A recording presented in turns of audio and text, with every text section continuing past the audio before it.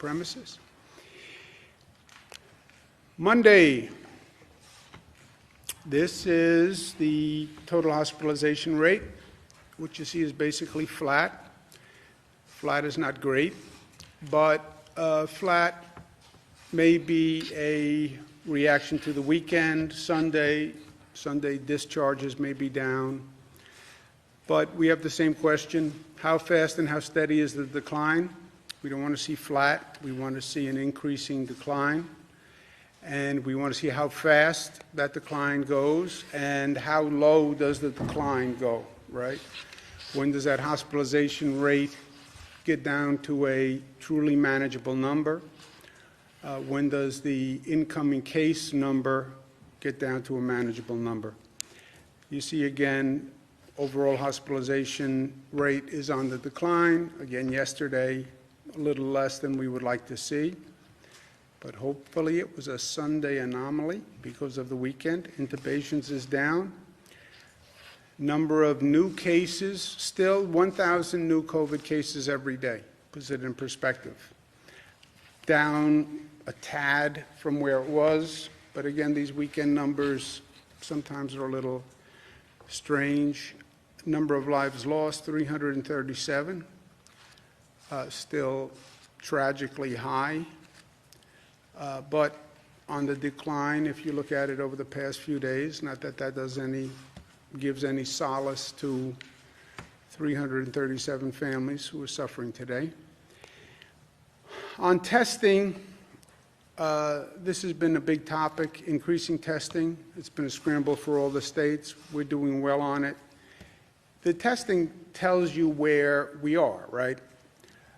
And whether the infection rate is going up or going down. We've now tested 7,500 people statewide, so that's a very significant number, and it gives us a snapshot of where we are. It's just a snapshot, but snapshot, snapshot, snapshot. You look at the different pictures, and you have a movie at one point, and you can track what is happening.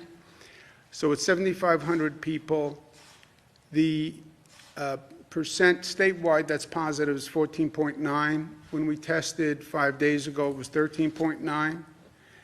13.9 to 14.9, 1 point. Statistically, it's in the margin of error.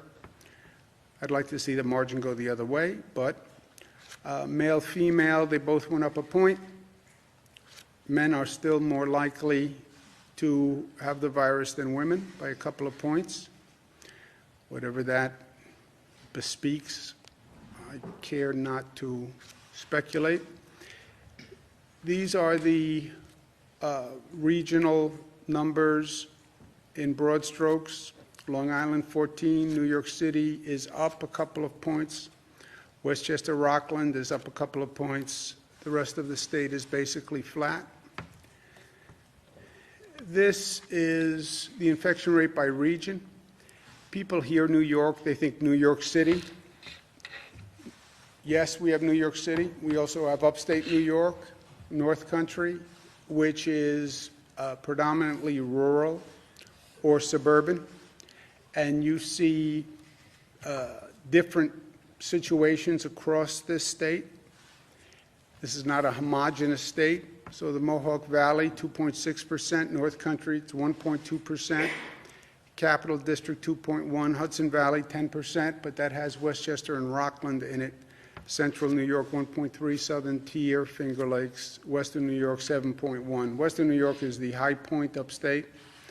Hudson Valley again has Westchester, Rockland. We had a significant problem in Westchester, less so in Rockland, so I think that would skews that number. But when you see 1.2% in the North Country, 2.6 Mohawk Valley, Capital District. You see a much different situation than you're looking at in New York City, where you're in the 20s, right? So different situations, different strategy going forward.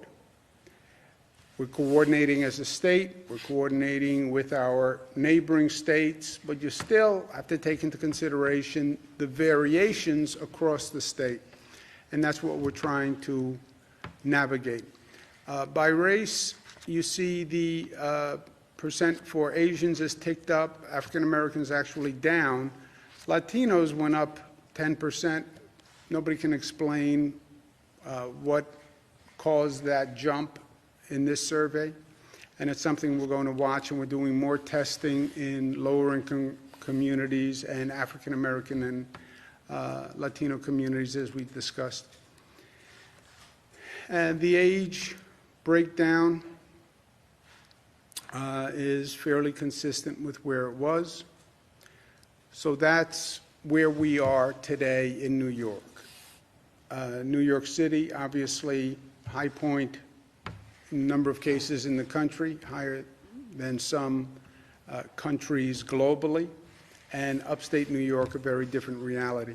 Big question is reopening, especially for those places with less of an issue to begin with, or places that have reduced their problems. And I get a lot of local officials who are calling me. We want to talk about reopening, reopening, reopening. Know what you are doing before you do it. Those are words to live by. I don't know who said it, but it is a true axiom. So we want to unpause. May 15th is when the pause regulations expire statewide. I will extend them in many parts of the state, but in some parts of the state, some regions, you could make the case that we should unpause on May 15th. But you have to be smart about it. We all have to be smart about it. As we said, there is no light switch where you flick a switch and everybody goes back to doing what they're doing. We have to take these circumstances into consideration. We have to learn the lessons. We have to move forward, and we have to be smart, because if you are not smart, you will see that infection rate go right back to where it was. We'll be right back to where we were 58 days ago, and nobody wants to do that. So what I want to say to my regional colleagues is be smart. Well, we want to reopen. Well, have you thought through reopening? And we have a couple of weeks, but start thinking through what it means to reopen. First question is, do we meet the CDC guidelines that say you reopen when you've seen a decline in numbers for 14 days? Second, we talked about, on the reopening, bringing back construction and manufacturing as the first two industries. But how do you bring them back? And what precautions are going to be in place? What precautions do you want those businesses to institute when they start? And part of this is on business. You know your business. I don't know your business. I don't know how you do business. How do you incorporate into how you do your business and where you do your business the precautions that we want to take going forward? How do you do social distancing? How do you do monitoring?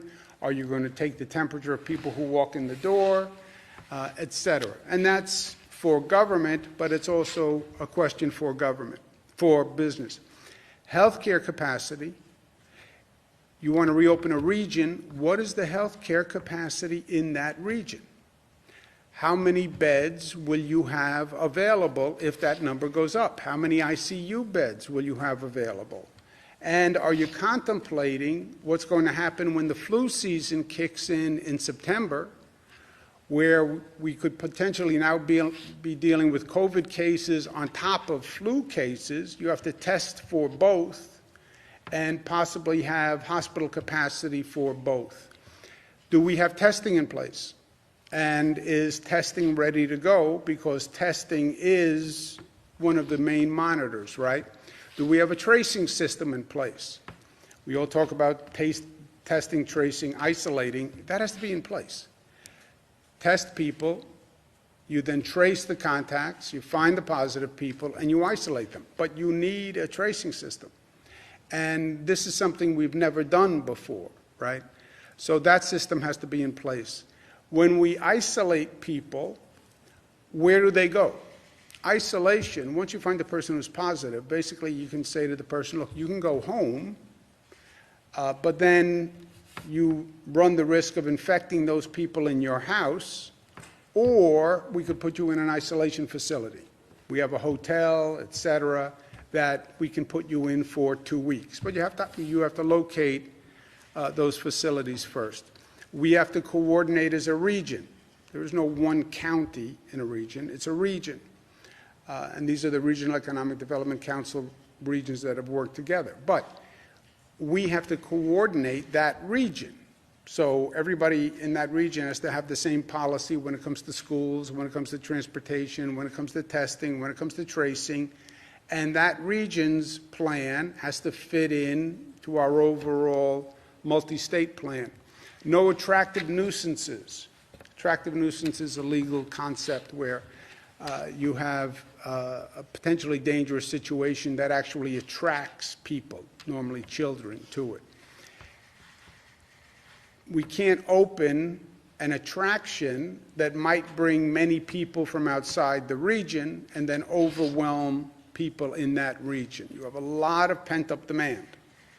And we have seen this before, where when we're not coordinated, we have New York people going to Connecticut because Connecticut has parks or waterside access that's open. We don't want to create a situation where people flood an area because they're looking for something to do. And then we need a regional control room, I call it. We have to be monitoring what happens when we start to reopen. And that entire region has to have a control room function where we're watching what's happening. For those friends who are more graphic, we're going to turn the valve on reopening, turn it a little bit, start to reopen, and then you watch the dials. What are the dials? Hospitalization rate, which we know now, we've been watching that. What does the antibody testing tell you? Antibody testing is important because it tells you the people who were infected, the infection rate, and now resolved because they have antibodies. What does the diagnostic testing, which is a different type of testing, tell you? Positive and negative, but what's happening on the diagnostic testing? Those dials will give you the fourth dial, which is the infection rate, what's called the RT rate, the rate of transmission. So turn that valve a little bit for a region, watch those 4 gauges very carefully every day, see what's happening on those gauges. You can either close the valve, open the valve a little bit more, or leave the valve where it is. But when I talk about the regional control room, that's what I'm talking about.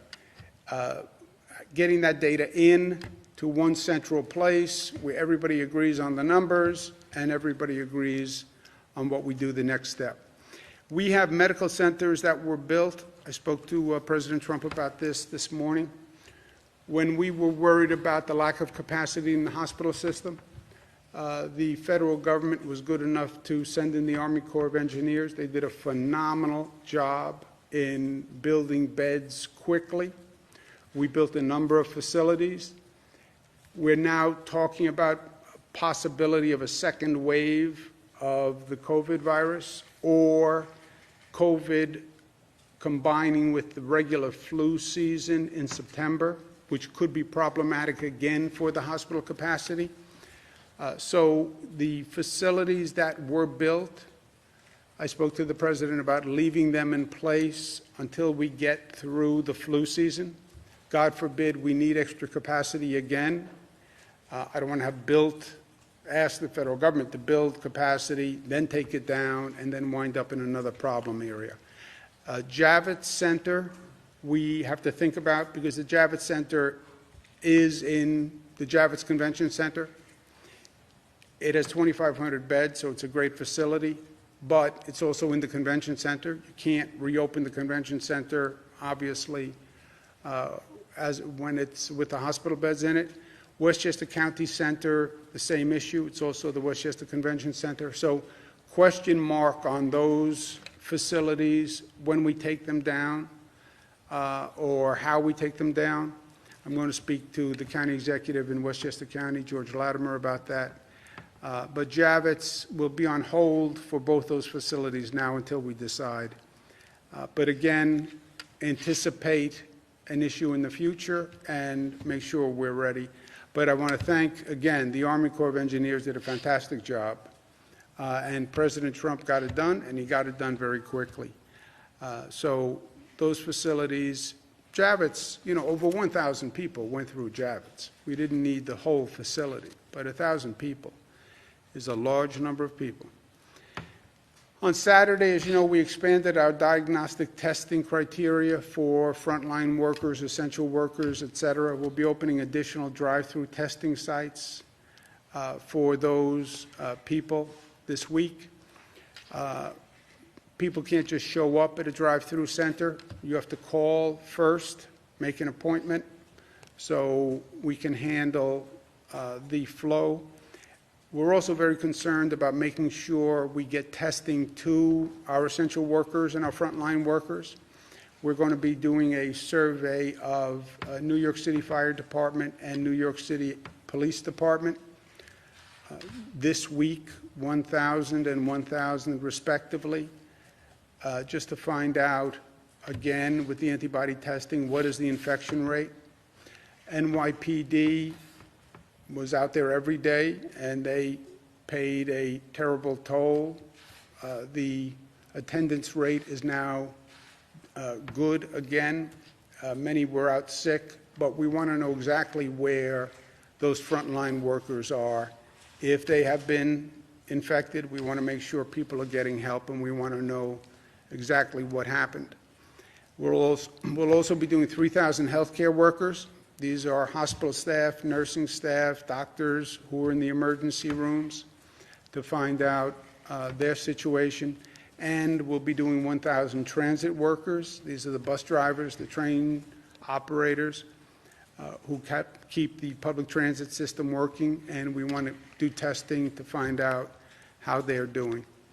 We're seeing a tremendous demand in food banks, which is predictable in some ways, but the numbers are very, very high, and we need to address it.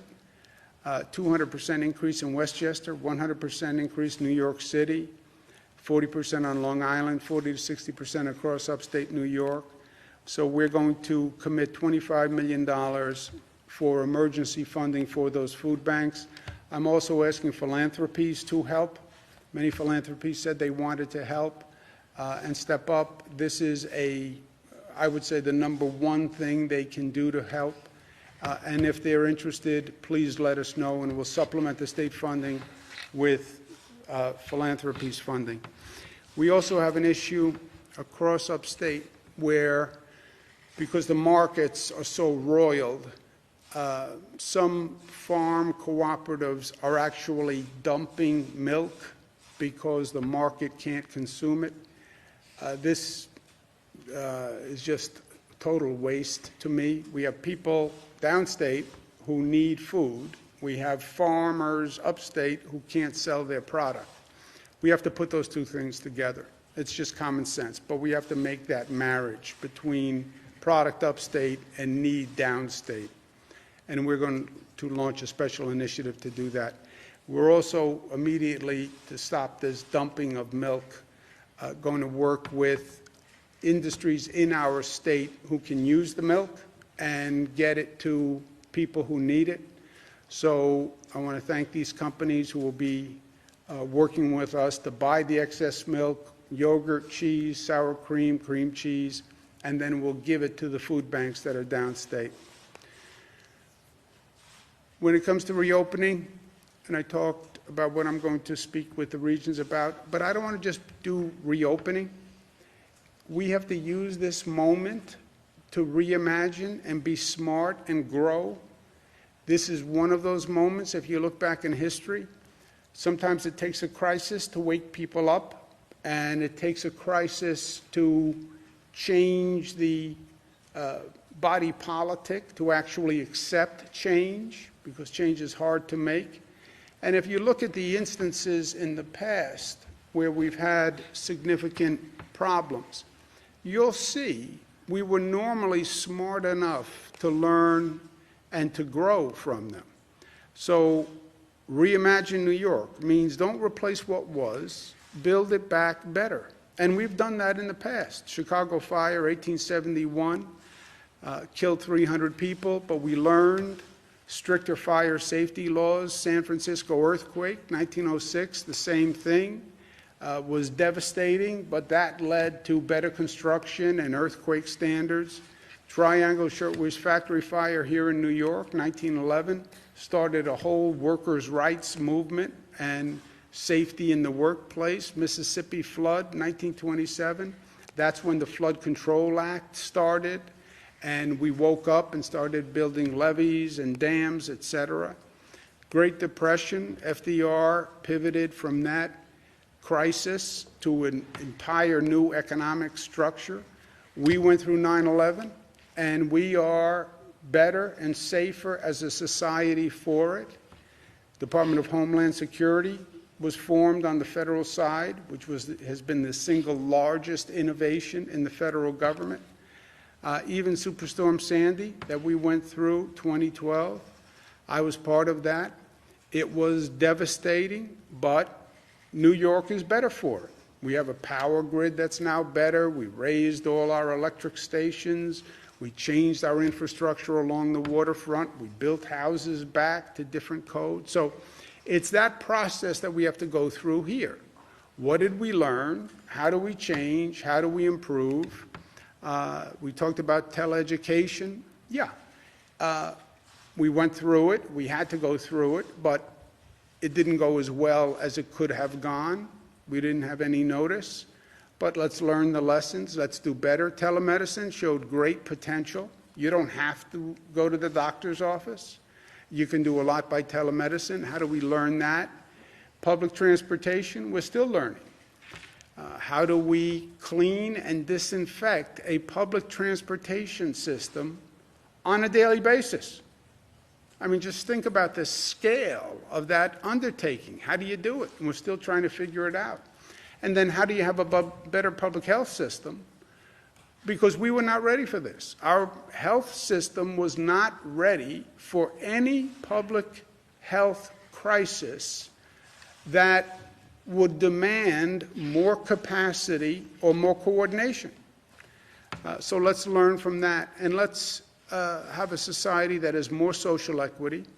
You look at the people who paid the highest price for this crisis. They were the people who were in the least good position to pay. The poorest among us always pay the highest price. Why is that?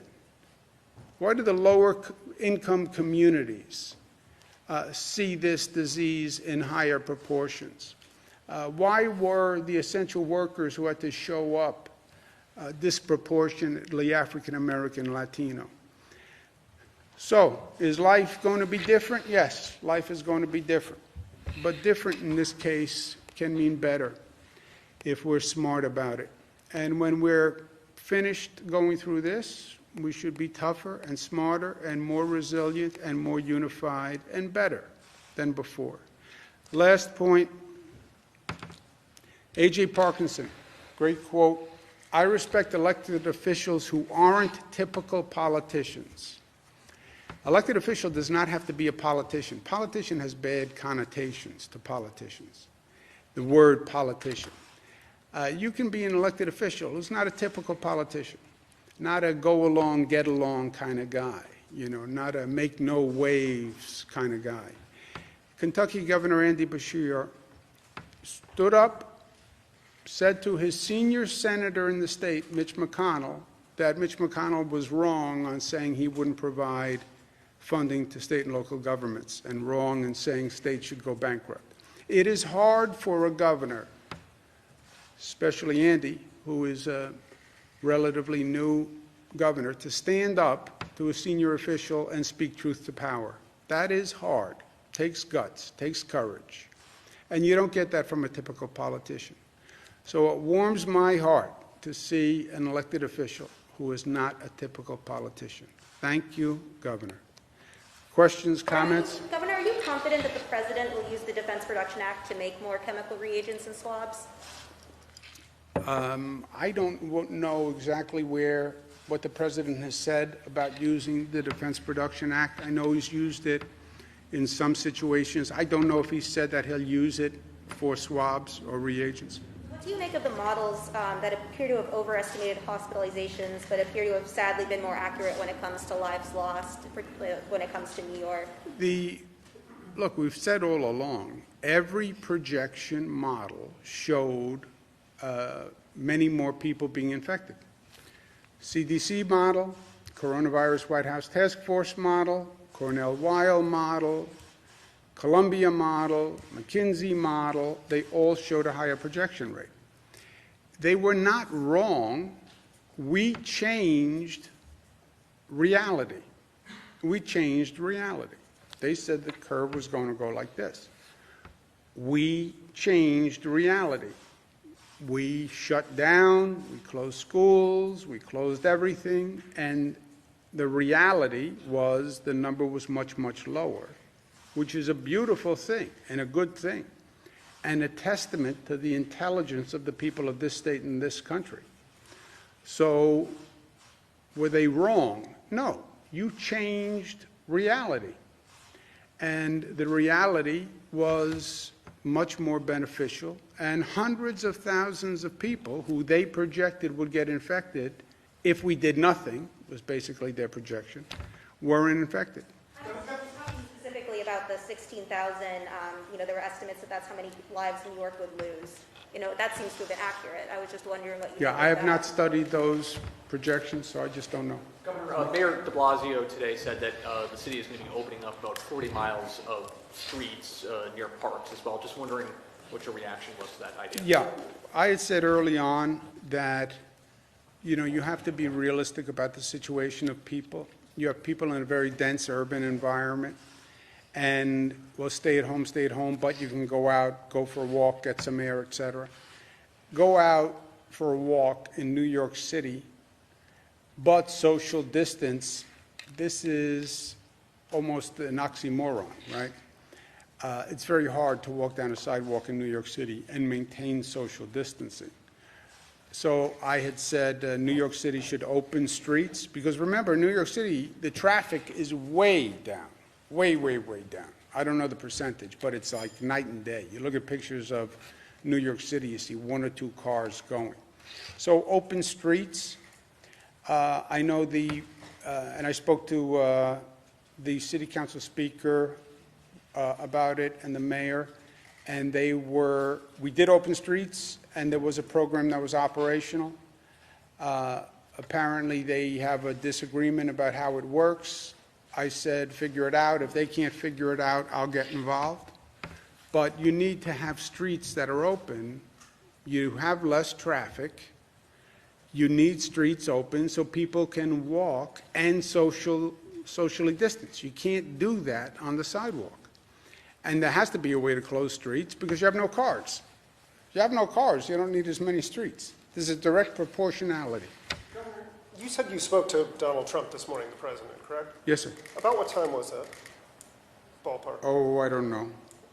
I ask because at about an hour ago, he posited about poorly run states, in all cases Democrat run and managed, looking for bailout help. Did you discuss, first of all, federal monies coming down to the state of New York? And second of all, how do you feel about him referring to that as a bailout? No, I didn't discuss that with the president. Look, first, I believe, and I said at the time, I was consistent, the last bill that they passed that only did small business help, and everybody supported small business help, should have included state and local. Now, when you say state and local, there's no personality to state and local. I get that. Don't say state and local. Say what the state and local governments fund. Police, fire, teachers, hospital workers. Fund small business, but also fund police, fire, school teachers, and hospital workers. How can you exclude them when you're talking about priorities? Yes, small business is a priority. So are police, fire, school teachers, and hospital workers. I don't know why they passed the bill without including that at the time. And I said that. I said it to my congressional delegation. Everybody said, oh, don't worry, that'll be in the next bill. Yeah, but that was the third time they said that'll be in the next bill. And pardon me for being suspicious about Washington politicians, but don't worry. When I hear them say don't worry, I worry deep inside. So they passed the small business bill. As soon as they pass it, by the way, before they even pass it, they turn around and say, oh, and I don't want to do state and local. And forget the police, and forget the fire, and forget the school teachers, and forget the healthcare workers, which is a totally different tune than they said just 2 days before when they were actually trying to pass the bill. Because if they had said that before, they would have never passed the bill. So we are where we are now. Bailout. This is not the time to be talking about dollars and cents among members of a community that are trying to be mutually supportive and help each other, because helping each other is the way we actually all advance, right? So this is not the time to be saying, well, you put in $1 more than I did, or I put in $5 more than you did, right? It's anachronistic to the concept of community and sharing and mutuality and sharing benefits and burdens, right? I'm wearing a mask to protect you. You're wearing a mask to protect me. That kind of sharing and mutuality is repugnant to this bailout, you got this much, I got this much. But if you want to go to who's getting bailed out and who paid what, nobody would be bailing out New York State. New York State has been bailing them out every year for decades.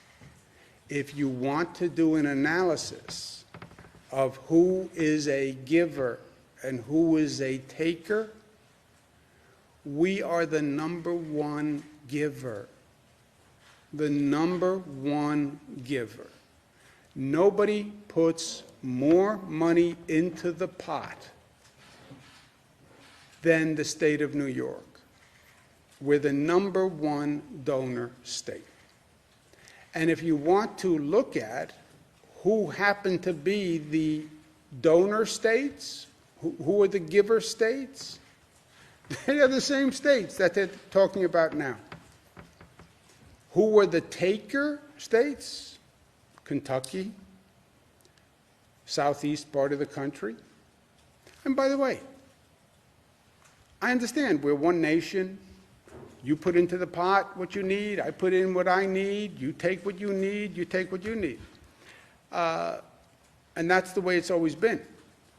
But if you actually want to call for an accounting, which I think is repugnant to this time, and I don't think it's constructive, and I don't think it's healthy, but if you want to call for an accounting, you're making a mistake, because you lose if we do an accounting.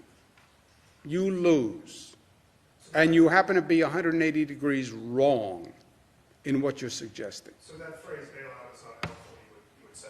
I would say, first, at this moment in time, when people are working together and people are sharing and people are sending ventilators across the nation to be helpful, and 60,000 people are volunteering to help New York State, and they're showing love, and they're showing unity, and they're showing mutuality and community. That is such a beautiful moment, right? And it tends to happen after a crisis. We saw it after 9/11. People just come together. We're Americans first. We're not Democrats. We're not Republicans. We're not East Coast. We're not West Coast. We're not Northern. We're not Southern. We're just Americans. That is such a beautiful, special moment. To now say in the middle of that moment, who owes what to whom?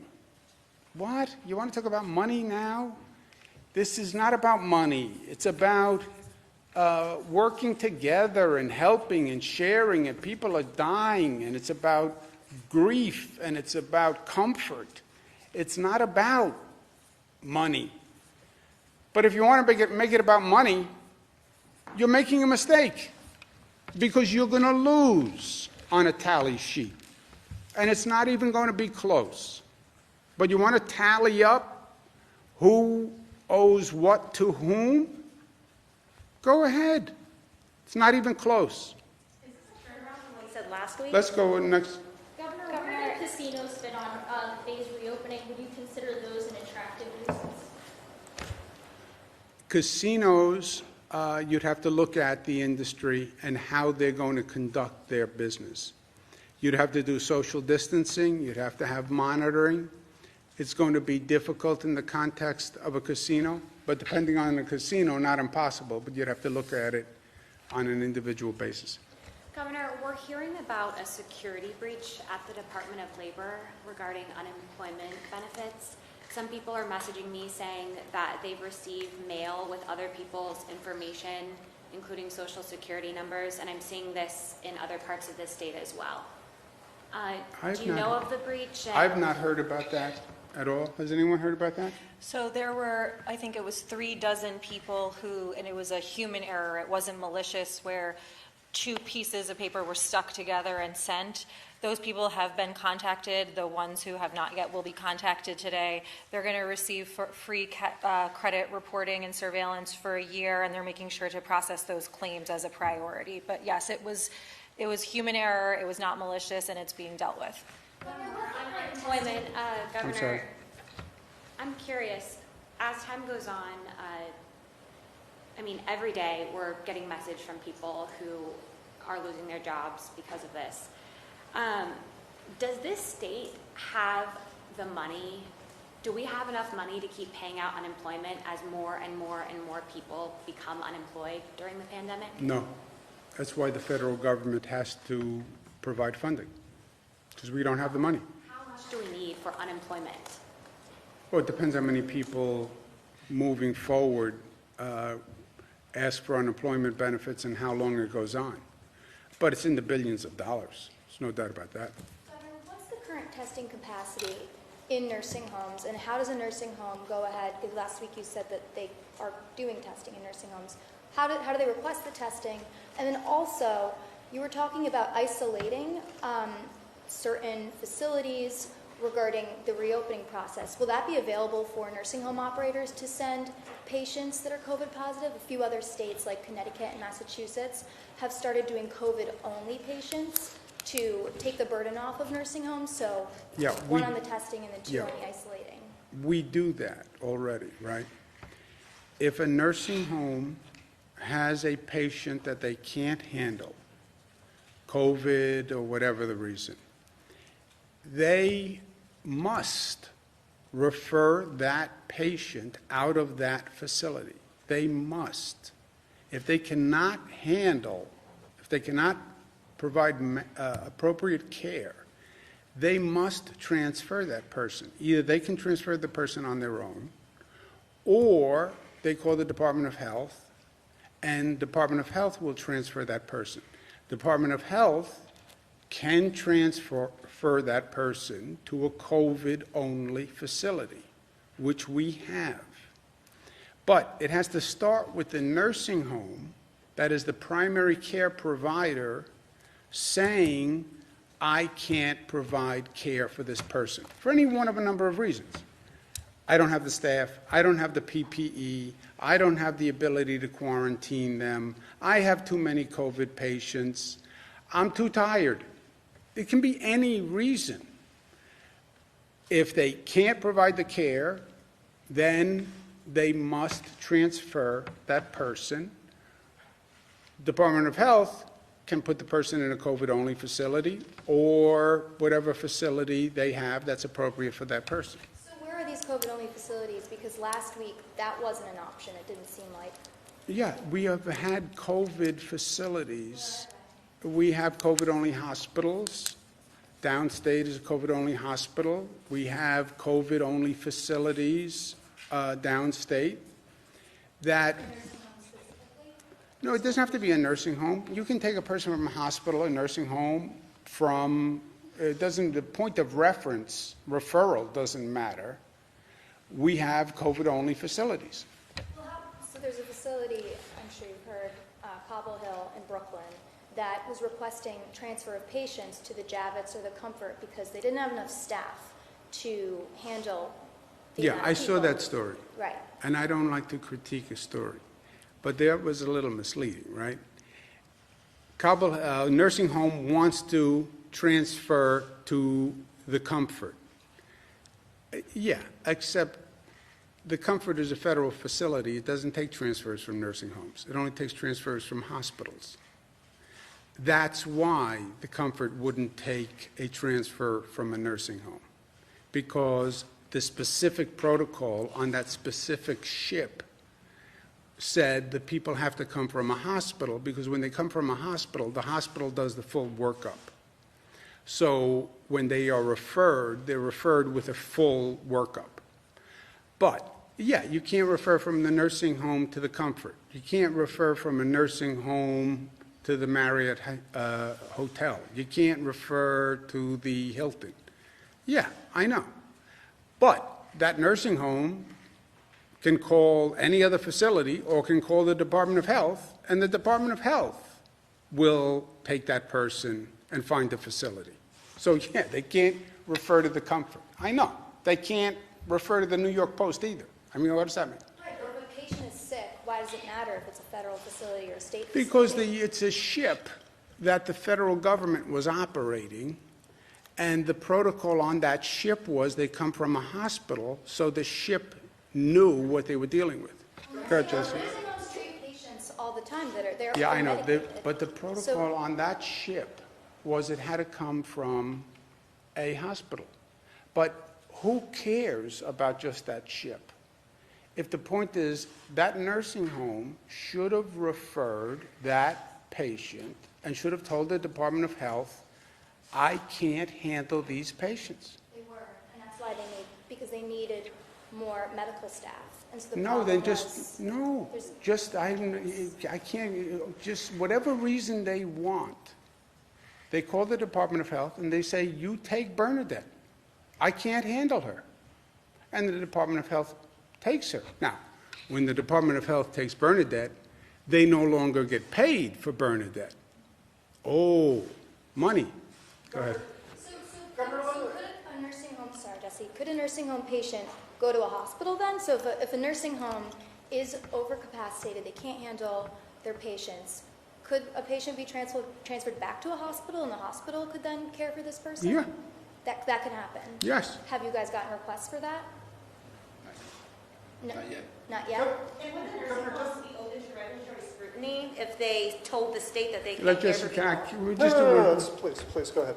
Yeah, I was just bouncing off of Bernadette's point, just if nursing homes were to tell the state that they can't handle a patient or they don't have enough PPE, or for whatever reason, are they opening themselves up to scrutiny from state regulators? Not at all. They're opening themselves to scrutiny if they don't do that. If you keep a patient and you get paid for that patient and you can't provide adequate care for that patient, then you have a problem.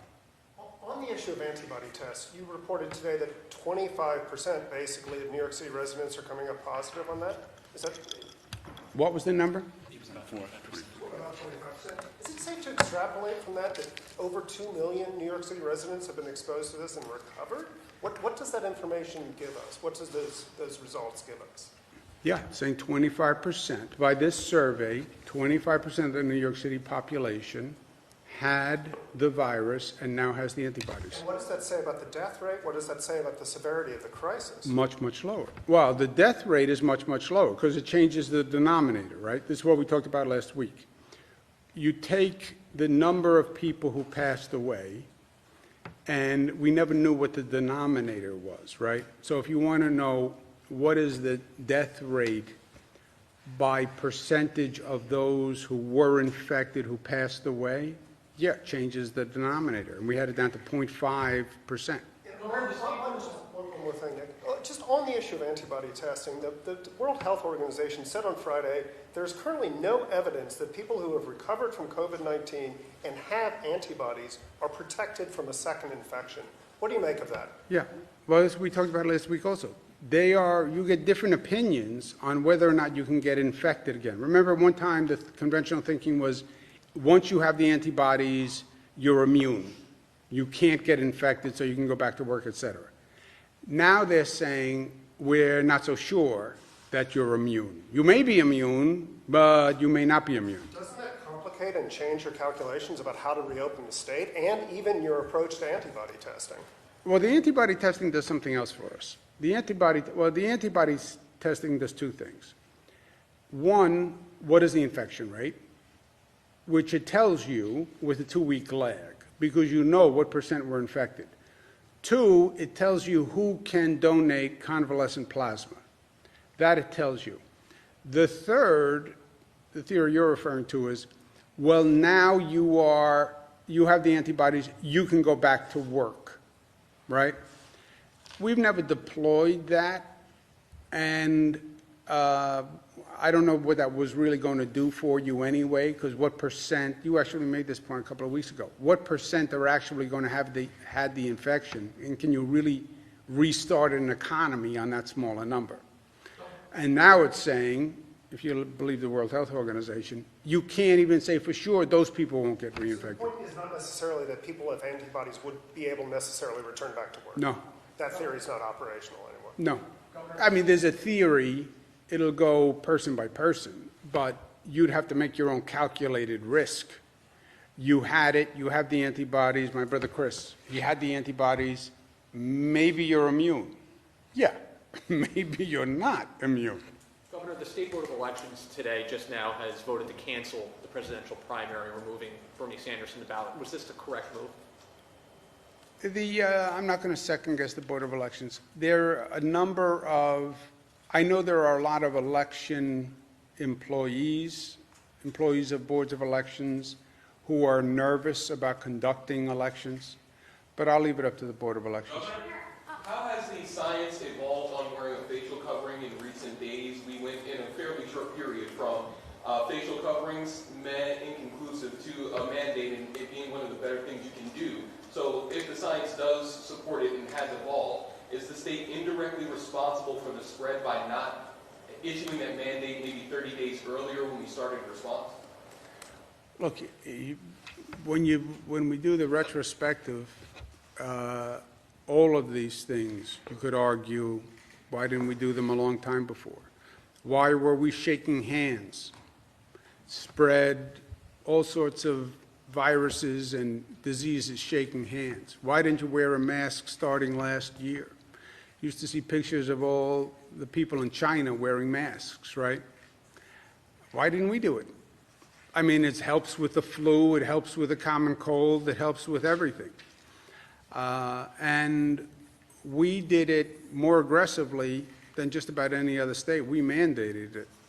As soon as people said, well, if you remember when it started, everybody was ambivalent. CDC, all the experts, right? We have a whole world of experts. All the experts were ambivalent about a mask early on. And then they said, basically, a mask couldn't hurt. Well, I said, a mask couldn't hurt, and it might help. So why not do it? And now they're even more emphatic that a mask helps. So I'm glad we did what we did. On more than one occasion now, you've said that nursing homes lose money once they lose a patient. Are you saying that nursing homes are more interested in their profits than taking care of their residents? No, not at all. So can you elaborate as to what you're thinking is behind that remark? No, those are just the facts of the situation. If they can't care for a patient, they have to transfer the patient. Governor, there are reports that golf courses, golf clubs, are allowing golfers out on the course while driving carts. Are you concerned about that? And we've even heard reports that there are newspaper advertisements that are offering greens fees with carts. Should there be more monitoring? Should there be fines? I thought we said no carts. Does anybody We said remember? no carts, that's right. And so if people are violating the guidelines, then it should be reported up to ESD for enforcement. And if they're, Recommend that somebody report that. They're not supposed to be using carts, and if they are doing it in violation of the directive, it should be reported, and there can be civil penalties. and if they're doing it in an advertisement, that is really not smart. Hills training camp starts in July, given the multi-phase plan that you have now, is holding an event like that in July in Western New York feasible? I'll tell you the end of June. Go ahead, let's take one more, go ahead. Is there a possibility that having those temporary hospitals at Stony Brook and Old Westbury will make students more reluctant to either attend or return to campus, knowing that maybe they'd be used at some point? No, I don't think so. Are there any? In terms of unemployment, do you know when we would be out of money? Do you know when we would need the federal help just for We unemployment? are out of money now. Are there? We are now running a $10 to $15 billion deficit. And just So we're out of money And now. for your context, we paid out as of Friday $3.1 billion in unemployment already, as of this past Friday. Should we raise taxes